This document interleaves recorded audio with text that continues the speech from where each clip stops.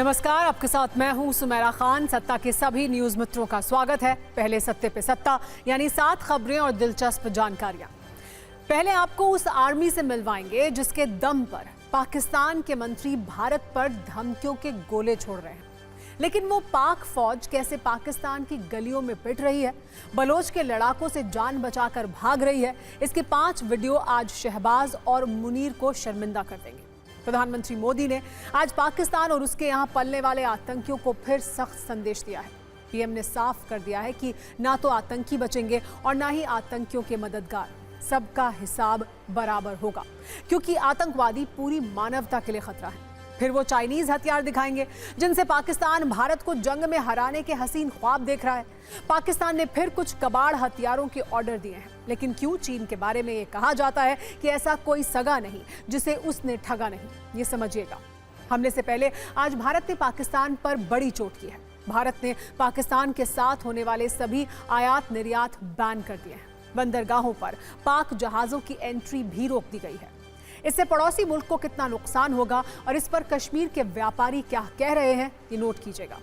इसी बीच भारत में सबूत प्रेमी सियासत भी शुरू हो गई है और इसकी वजह कांग्रेस के नेता चरणजीत सिंह चन्नी है, जिन्होंने पहले सेना से 2008 की सर्जिकल स्ट्राइक के सबूत मांगे, फिर पलट गए। इस पर बीजेपी ने पाकिस्तान का नाम लेकर कांग्रेस पर क्या कटाक्ष किया है, वो भी बताएंगे। आज सत्ता का एक कलेश जम्मू कश्मीर के पूर्व सीएम फारूक अब्दुल्ला के बयान पर भी छिड़ा है, जिन्होंने पहलगाम हमले में लोकल सपोर्ट की बात मानी है। उनके बयान को महबूबा मुफ्ती ने कश्मीरियों के लिए क्यों खतरा बताया, ये भी सुनिएगा। और आज एक बड़ी खबर शिमला से भी है, जिसका तापमान संजौली मस्जिद की वजह से कुछ वक्त पहले बहुत ज्यादा बढ़ गया था। उस संजौली मस्जिद को अब कोर्ट ने पूरी तरह से तोड़ने के आदेश दे दिए हैं, क्योंकि ये मस्जिद अवैध है, जबकि पहले सिर्फ 2 फ्लोर गिराने का ऑर्डर था। पाकिस्तान के एक प्रधानमंत्री हुआ करते थे, इमरान खान नियाजी, जो आजकल जेल में है। वो अपने बयानों में पाकिस्तान की जनता से कहते थे कि आपने घबराना नहीं है। लेकिन आज सत्ता में हम पाकिस्तानी सरकार, उसकी आर्मी और उसकी आतंकियों की फौज, जो सेकंड आर्मी भी है, उसे मुफ्त में एक सलाह देना चाहते हैं कि आपने घबराना है। आपने घबराना इसलिए है क्योंकि भारत से लड़ने से पहले खुद को बलोचों से बचाना है। आपने घबराना इसलिए है क्योंकि अपनी भागती दौड़ती और गली गली में पिट रही फौज को संभालना है। भारत से पाकिस्तान कितना लड़ पाएगा, ये दुनिया ने 1965, 71 और 1999 में देखा है। फिलहाल उसे बलोचों से बचना है। इसीलिए सत्ता की पहली कुंजी आज बलूचिस्तान पर आधारित है। बलूचिस्तान में पाकिस्तान की आर्मी का बुरा हाल है। बलोच लिबरेशन आर्मी के लड़ाके पाकिस्तानी सैनिकों को दौड़ा दौड़ा कर पीट रहे हैं। बलूचिस्तान के कई इलाकों पर बीएलए ने कब्जा कर लिया है। इन इलाकों से पाकिस्तानी सैनिक भाग गए हैं। कुल मिलाकर बलूचिस्तान अब पाकिस्तान के कंट्रोल से बाहर हो गया है। ये तस्वीरें भारत को धमकी देने वाले पाकिस्तानी आर्मी चीफ आसिम मुनीर को जरूर देखनी चाहिए।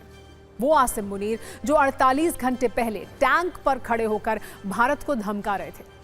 उन्हें सड़क पर मार खाते अपने सैनिकों की हालत देखकर शर्मिंदा होना चाहिए। जो पाकिस्तानी आर्मी के खुद को युद्ध के लिए तैयार बता रही है, उसके सैनिक बलूचिस्तान की गलियों में खुलेआम पिट रहे हैं। पाकिस्तानी आर्मी के जनरल ये कह रहे हैं कि भारत का डटकर मुकाबला करेंगे। हालांकि उनकी फौज के पांव फिलहाल बलूचिस्तान से ही उखड़ गए हैं, जहां बलोच लड़ाकों के गुस्से से बचने के लिए पाकिस्तानी फौज जान बचाकर भाग गई है। बलूचिस्तान में खुलेआम आजादी का ऐलान हो रहा है। पाकिस्तान के फौजियों का पिटाई कार्यक्रम चल रहा है। दरअसल ये पिटाई पाकिस्तानी सैनिकों के साथ उनके जनरल के आतंकी विचारों की भी है। पहलगाम हमले के बाद से पाकिस्तान को भारत के हमले का डर है। हर दिन पाकिस्तान बेचैन है कि आज नहीं तो कल भारत का हमला जरूर होगा। भारत के हमले से पहले ही मुनीर सेना सरेंडर मोड में है।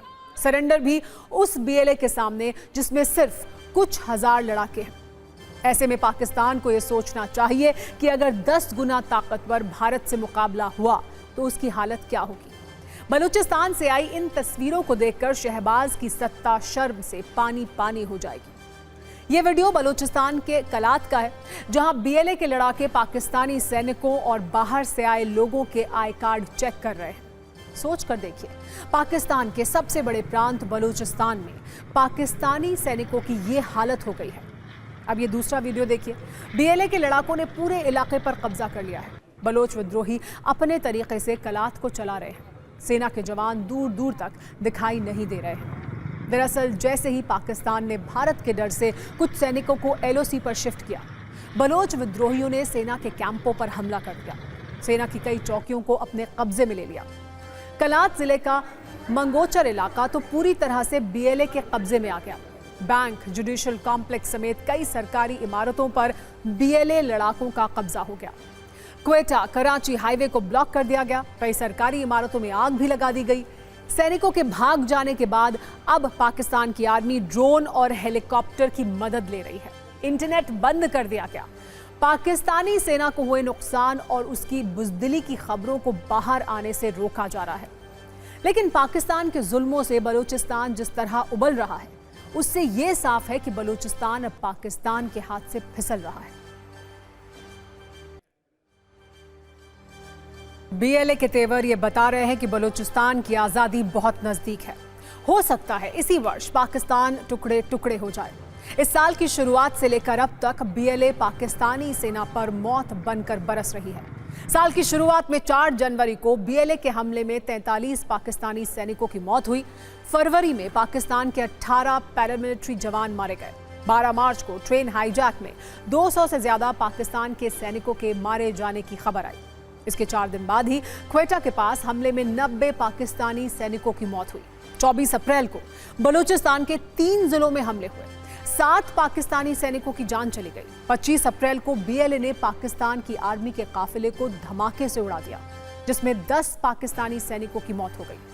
सोचिए, जो पाकिस्तान आर्मी बीएलए से नहीं निपट पा रही, वो भारत के सामने कितने दिन ही टिक पाएगी। वैसे भी पाकिस्तान आर्मी के पास सैनिकों की भारी कमी है। बीएलए के डर से लगातार भाग रहे सैनिक पाकिस्तान की सेना को छोड़ रहे हैं। आसिम मुनीर ने खुद माना है कि 3 मोर्चों पर लड़ने के लिए उनके पास सैनिक नहीं है। मुनीर को जिसका डर था, अब वो ही हो रहा है। बलूचिस्तान से कुछ सैनिकों के हटते ही बीएलए ने कई इलाकों पर कब्जा कर लिया है। बीएलए के हमलों से बेबस पाकिस्तानी आर्मी को भारत का भी डर है। पाकिस्तान को यह लग रहा है कि भारत इस बार समंदर से हमला करेगा। इसीलिए पाकिस्तान ने F-16 फाइटर जेट्स को कॉम्बैट एयर पेट्रोलिंग में लगाया है। पास्ती, गिलगिट, स्कर्दू और स्वात एयरबेस को हाई अलर्ट पर रखा गया है। हमले की स्थिति में रेस्क्यू के लिए कराची से 25 फाइटर जेट तैनात हैं। इन जेट्स में मेड इन चाइना J-10 और J-17 फाइटर जेट शामिल हैं। कुल मिलाकर पाकिस्तान में फुल ऑन पैनिक मोड है, क्योंकि पाकिस्तान भी ये जानता है कि भारत के सामने टिक पाना नामुमकिन है। हमको तो खबर लगातार मिलती रही है कि बलूचिस्तान में बहुत बड़े ऐसे इलाके पैदा हो गए हैं जहां पर पाकिस्तान की आर्मी, पाकिस्तान की सरकार, उनका कोई शासन नहीं है और ये मैटर ऑफ टाइम है कि बलूचिस्तान अपने आप को अलग घोषित कर सकता है। ये घटनाएं इस वजह से हो रही हैं क्योंकि पाकिस्तान ने अपना शासन संभालने के बजाय आतंकवादियों की फ़ौज बनाने में, उनकी नर्सरी क्रिएट करने में अपना ध्यान लगाया और नतीजा ये हुआ कि दूसरी तरफ वो जो असंतुष्ट एलिमेंट थे, उसके असंतुष्ट क्षेत्र थे, उन्होंने अपने आप को मजबूत कर लिया। ये पाकिस्तान की प्रॉब्लम है। आज नहीं तो कल पाकिस्तान एक फेल्ड स्टेट है और इस फेल्ड स्टेट का अंत कई टुकड़ों में होगा, अपने आप होगा। उसमें भारत को करने की कोई आवश्यकता नहीं है। पाकिस्तान की आर्मी को बलूचिस्तान के लड़ाके सड़कों पर दौड़ा दौड़ा कर और भगा भगा कर मार रहे हैं, लेकिन पाकिस्तानी सत्ता में बैठे लोग आत्ममुक्ता की गोलियां खाकर एक विशेष प्रकार के नशे में डूबे हुए हैं। भारत पर धमकियों के गोले छोड़ने से वो बाज नहीं आ रहे हैं। अब ये काम किया है पाकिस्तान के बयान बहादुर मंत्रियों में शामिल विदेश मंत्री ख्वाजा आसिफ ने। ये वही ख्वाजा आसिफ हैं जिन्होंने चंद दिन पहले ये कबूल करके एक मिसाइल खुद अपने ही मुल्क पर मार दी थी कि पाकिस्तान 30 वर्षों से आतंकियों को पाल रहा है। लेकिन अब ख्वाजा भारत को सिंधु नदी के नाम पर धमकियों की डिलीवरी कर रहे हैं। पाकिस्तान के बड़बोले विदेश मंत्री ख्वाजा आसिफ ने कहा है कि अगर भारत ने सिंधु नदी पर बांध बनाया तो पाकिस्तान उस पर हमला कर देगा, क्योंकि आक्रामकता सिर्फ गोलियों से नहीं होती बल्कि पानी रोकना भी एक तरह का हमला है। शायद पाकिस्तान के मंत्री ये समझ नहीं पा रहे हैं कि ये जंग है, धमकियों की कोई चैंपियनशिप नहीं है जिसमें सब एक दूसरे को ही पीछे करने में लगे हुए हैं।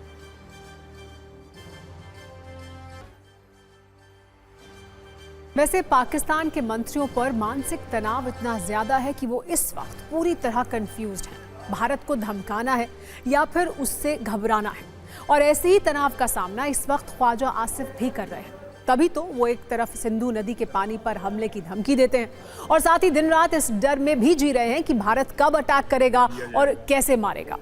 ये नहीं पता, लेकिन मारेगा जरूर, ये यकीन उन्हें है।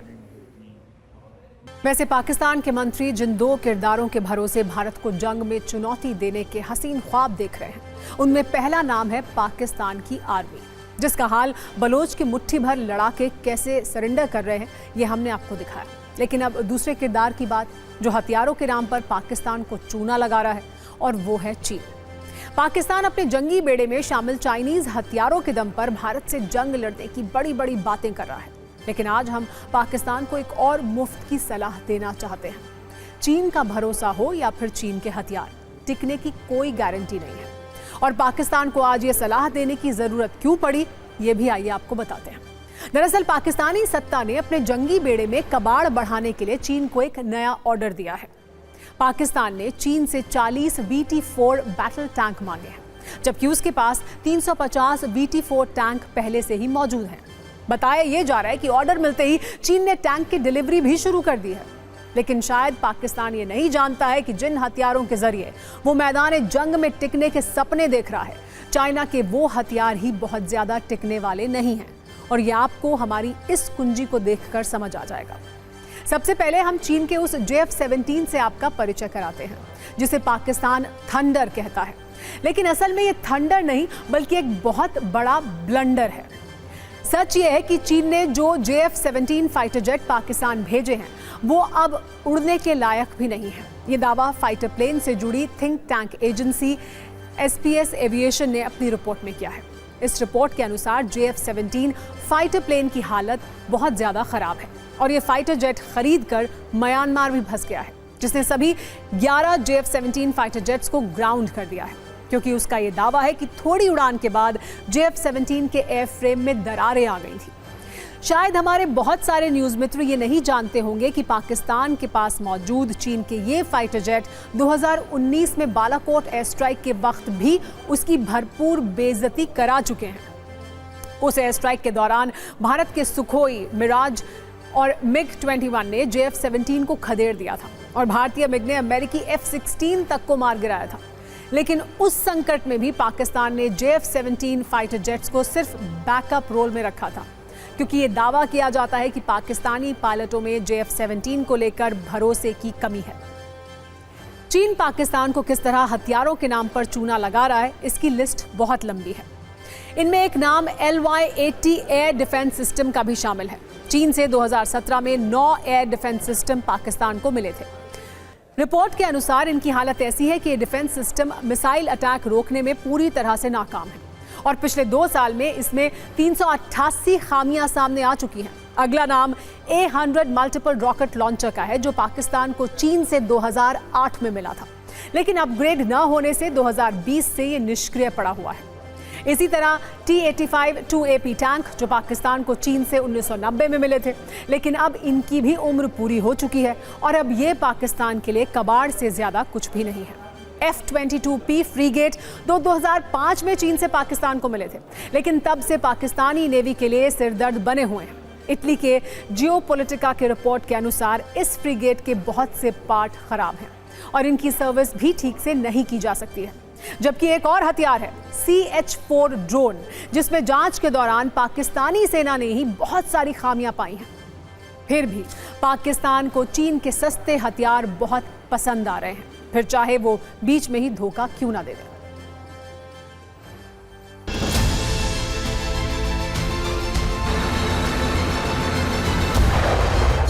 पाकिस्तान जो है बिल्कुल घबराया हुआ है। ये जो 40 टैंक है, ये कोई उससे काम आने नहीं वाले ज़्यादा, क्योंकि हिंदुस्तान के पास जिस हिसाब से फायर पावर है, जिस हिसाब से टैंक्स का जो जमावड़ा है, वो पाकिस्तान के जितने टैंक्स हैं उससे कई ज़्यादा है। हमारे पास 1000 से ऊपर टैंक्स हैं, पाकिस्तान के पास कम से कम सिर्फ 350 के करीब हैं और 40 ये दे भी लेगा तो 400 के करीब वो टैंक्स होंगे। चाइना से टैंक मांग रहे हैं, इसका ये मतलब है कि पड़े पड़े या तो इनके टैंक में जंग लग गए, या इनके टैंक खराब हो गए, या इनके टैंक जो है लाइफ एक्सपायरी में चले गए। अब इनके पास या तो इनको मरम्मत करके ठीक करने में समय लगेगा, इसकी वजह से ये फिर से कटोरा लेकर के चले गए।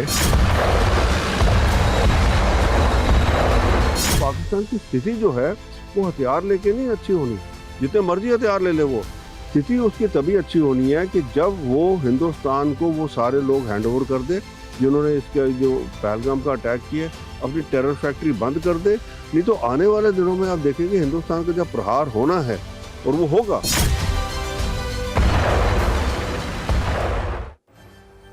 सत्ता में अब आतंकी हमले, पाकिस्तान से युद्ध की आशंका और पाकिस्तान में फैले डर के किनारों को छूती हुई राजनीतिक खबरों की तरफ रुख करते हैं, जहां भारत के दो नेता काफी ट्रेंड कर रहे हैं। ये दोनों पूर्व मुख्यमंत्री हैं। पहले नंबर पर चरणजीत सिंह चन्नी हैं, ये पंजाब के पूर्व सीएम रहे हैं। दूसरे नंबर पर हैं फारूक अब्दुल्ला, ये जम्मू कश्मीर के पूर्व मुख्यमंत्री हैं। चरणजीत सिंह चन्नी इसलिए चर्चा में हैं क्योंकि उन्होंने पहले सेना से सबूत मांगे और फिर पलट गए। फारूक अब्दुल्ला की बात इसलिए हो रही है क्योंकि उन्होंने कहा कि आतंकी हमले बिना लोकल सपोर्ट के नहीं हो सकते हैं।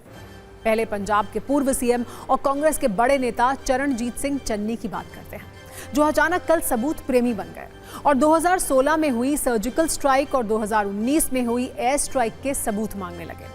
सबसे पहले एक बार सुन लीजिए उन्होंने क्या कहा। आज तक मैंने तो पता नहीं चला मुझे तो कहाँ स्ट्राइक हुए हैं, कहाँ बंदे मारे गए थे उस समय, कहाँ वहाँ पाकिस्तान में हुआ था। हमारे देश में आकर कोई बम गिरे पता नहीं चलेगा। कहते जी पाकिस्तान में हमने सर्जिकल स्ट्राइक किए थे, कोई कुछ नहीं हुआ, कहीं नहीं दिखे सर्जिकल स्ट्राइक, किसी को नहीं पता चला।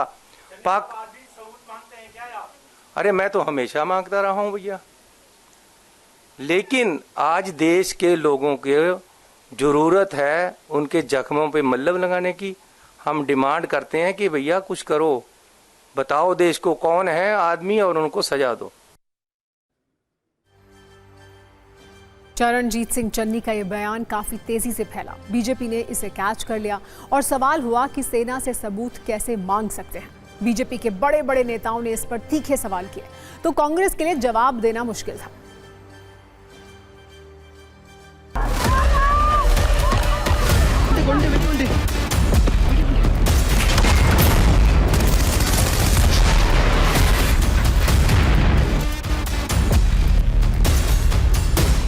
ये कट्टार और ये हमारी सेना पर ना तो इनको भरोसा है ना इनको विश्वास। इनका विश्वास जाएगा उन बातों में है जो पाकिस्तान है। इनको तो उस दिन पता लगेगा जिसे पाकिस्तान कहेगा हाँ जी हमारे पर से उड़ा, तब तक ये मानने वाले। देखिए इस वक्त नहीं है ऐसी बातें करने का। अगर हम ऐसी बातें करेंगे तो हम अपने पड़ोसी को मजबूत करते हैं। ये बातें उसके बाद हो सकती हैं, पहले इनसे खात्मा तो करें। जो खात्मा हो जाएगा फिर सब चीज़ों में बात होगी, कैसे आए, क्यों आए, किधर से आए, कौन साथ था, कहाँ चूक हुई, ये सब बातें उस वक्त होंगी, आज नहीं करने का वक्त।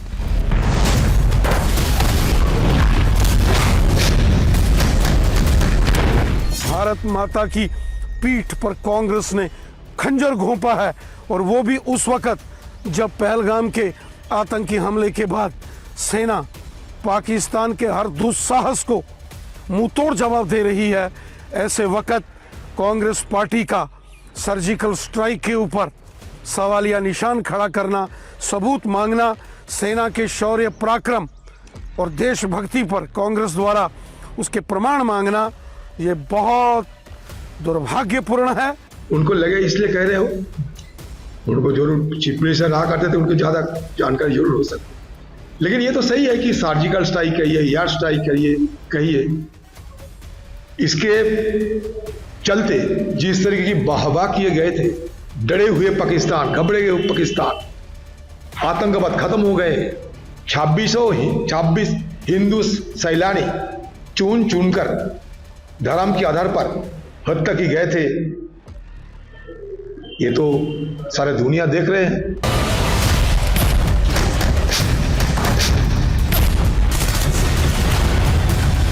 पता नहीं चढ़नी पड़नी कौन है यार, ना हैसियत चढ़नी पड़नी का, जिसकी कोई हैसियत नहीं उसके बारे में हम क्या बोलेंगे। कुछ दिन पहले कांग्रेस ने बयान जारी कर कहा था कि पहलगाम आतंकी हमले के मामले में राहुल गांधी, अध्यक्ष मल्लिकार्जुन खड़गे और आधिकारिक प्रवक्ता के बयान ही पार्टी के बयान होंगे, बाकी नेता इस पर बयान ना दें। लेकिन चन्नी साहब तो बयान दे चुके थे और बीजेपी ने इसे मुद्दा भी बना लिया। बावजूद इसके कोर्स करेक्शन की कोशिश हुई। चन्नी साहब 24 घंटे में से कम समय में अपने सबूत मांगने वाले बयान से पूरी तरह से पलट गए। उन्होंने ये साफ कर दिया कि उन्होंने कभी सबूत मांगे ही नहीं, वो तो बीजेपी है जो पहलगाम हमले से लोगों का ध्यान भटकाना चाहती है। एक बार सफाई भी सुन लीजिए।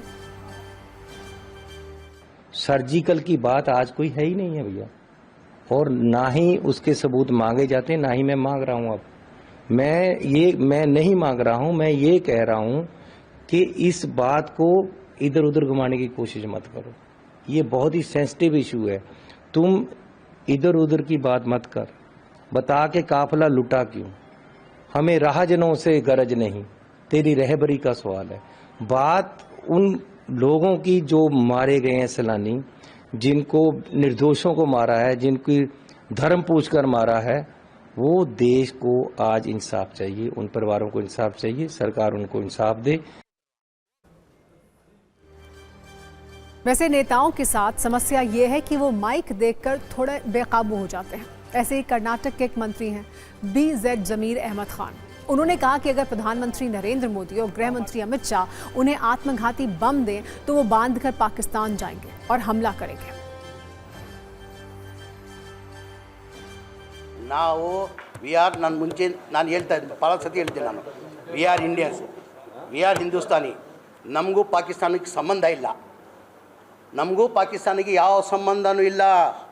ಯುದ್ಧ ಮಾಡಬೇಕಂದ್ರೆ ರೆಡಿ, ಅದಕ್ಕೆ ನನಗೆ ಆಸ್ ಎ ಮಂತ್ರಿಯಾಗಿ ನಾನು ಕಳಿಸ್ತಾರಂದ್ರೆ ಹೇಳಿ ನಾನು ಹೋಗಲು ಸಿದ್ಧ. ನಾನೇ ಹೋಗ್ತೀನಿ ಅಲ್ಲಿ, ಯುದ್ಧ ಮಾಡಬೇಕು ದೇಶಕ್ಕೋಸ್ಕರ. ನಡೀರಿ ಹೋಗ್ಬಿಡುವ, ನಾನು ಹೋಗ್ತೀನಿ ರೀ. ಬೇಕಾದರೆ ಸುಸೈಡ್ ಬ್ಯಾಮ್ ಆಗ್ತೀನಿ ನಾನು. ಓಪನ್ ನಾನು ಹೇಳ್ತಲ್ಲ, ಕೇಳಿಲಿ, ನಾನು ತಮಾಷೆಗೆ ನಾನು ಜೋಶಲ್ಲಿ ಹೇಳ್ತಾ ಇಲ್ಲ.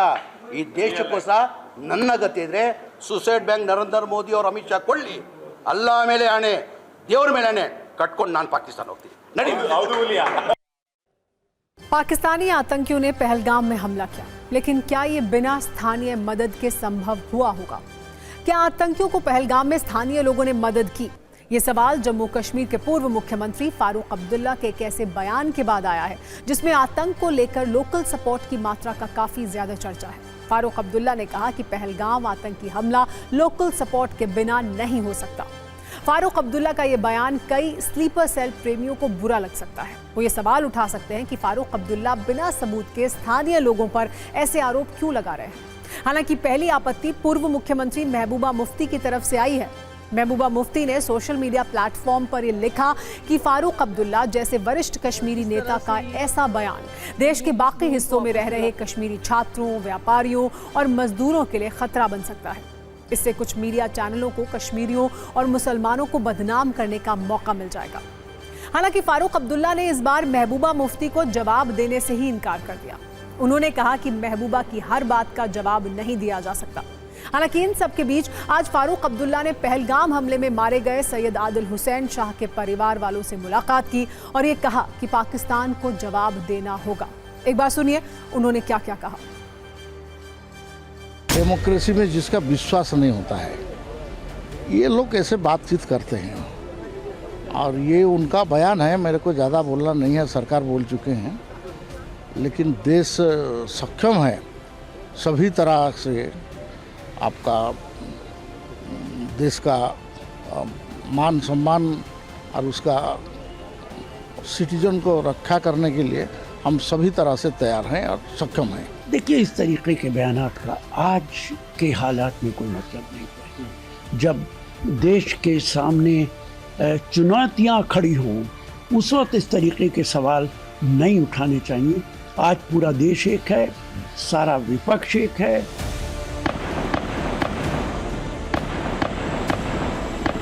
अब महबूबा जी के हर बात का मैं जवाब दूं तो अच्छा नहीं लगेगा। महबूबा जी से मैं कहूँगा ऐसी बातें मत करिए। क्या इन 35 साल में जब ये शुरू हुआ तो किसने शुरू किया? कौन थे जो पार गए? जहाँ मैं वज़ीर आला होकर नहीं जा सकता था, ये जाती थे उन टेररिस्ट के घरों में। उसका जवाब दिया। हम कभी टेररिज्म के साथ नहीं रहे, न रहेंगे। पहलगाम में आतंकी हमले के बाद से ही लोकल सपोर्ट की बात होती रही है, लेकिन इस पर आधिकारिक रूप से कुछ भी नहीं कहा गया है। कई स्थानीय लोगों को हिरासत में लिया भी गया और पूछताछ भी हुई। एक पर्यटक ने तो एक जिप लाइन इंस्ट्रक्टर पर आतंकियों से मिले होने का आरोप भी लगाया था, लेकिन ये सब कुछ जांच के स्कैनर में है। वैसे इन सब के बीच आज एक अहम बैठक हुई। जम्मू कश्मीर के मुख्यमंत्री उमर अब्दुल्ला ने पहलगाम हमले के बाद आज पहली बार पीएम मोदी से मुलाकात की। दोनों के बीच 30 मिनट की बैठक हुई। हालांकि बैठक की डिटेल बाहर नहीं आई है। पहलगाम हमले में पीछे लोकल सपोर्ट था या नहीं, ये जांच का विषय है, लेकिन ये बात कंफर्म है कि इस हमले में पाकिस्तान का हाथ जरूर था। पूरी साजिश पाकिस्तान में रची गई थी। पाकिस्तान को अब ये डर है कि भारत इस हमले का बदला जरूर लेगा। पाकिस्तान को ये लग रहा है कि सर्जिकल स्ट्राइक और एयर स्ट्राइक के बाद इस पार समंदर से स्ट्राइक हो सकती है। अब से थोड़ी देर पहले नेवी चीफ के साथ पीएम नरेंद्र मोदी की बैठक हुई है, जिसने पाकिस्तान के इस डर को और बढ़ा दिया होगा। 7 मई से अरब सागर में भारतीय नौसेना अपनी ताकत का प्रदर्शन करेगी। कर्नाटक के कारवार तट से अरब सागर में मिसाइल फायरिंग ड्रिल होगी। इसके लिए नौसेना ने नोटिस टू एयरमैन यानी नोटैम जारी किया है। ये मिसाइल अभ्यास न सिर्फ रूटीन ट्रेनिंग का हिस्सा है, बल्कि पाकिस्तान को एक साफ चेतावनी भी है। चेतावनी है कि भारत अब हर मोर्चे पर तैयार है, चाहे वो जमीन हो या समुद्र।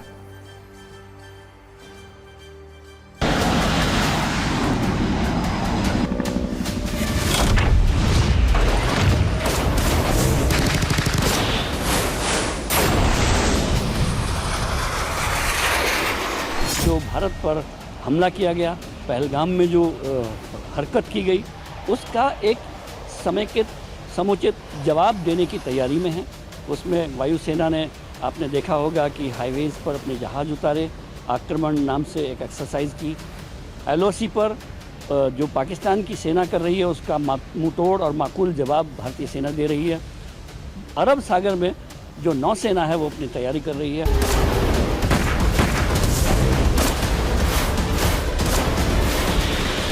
पाकिस्तान सरप्राइजिंगली अपनी नौसेना की ताकत बढ़ा रहा है और उसको इस कार्य सारे बढ़ाने के स्ट्रेंथनिंग के क्रम में चाइना उसकी पूरी मदद कर रहा है।